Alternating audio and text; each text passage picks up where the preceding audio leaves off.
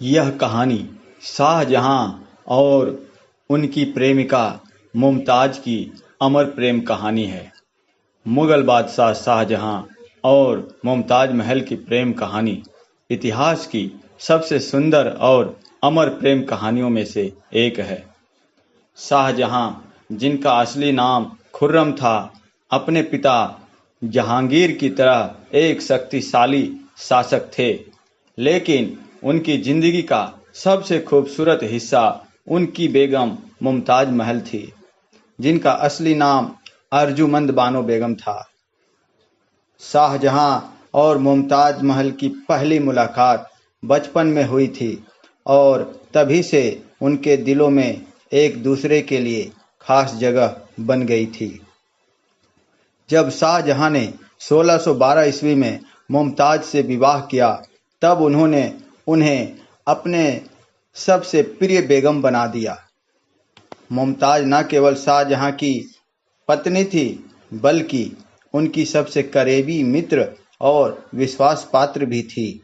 वे हर कठिनाई में उनके साथ खड़ी रहती थी और हमेशा उनका हौसला बढ़ाती रहती थी। 1631 में जब मुमताज महल अपने 14वें बच्चे को जन्म दे रही थी, तब उनकी मृत्यु हो गई। शाहजहां के लिए यह जीवन का सबसे बड़ा आघात था। वे गहरे शोक में डूब गए और खुद को दुनिया से दूर कर लिए, लेकिन उन्होंने मुमताज की याद में एक ऐसा स्मारक बनाने का निश्चय किया जो उनकी प्रेम कहानी को हमेशा के लिए अमर बना दे।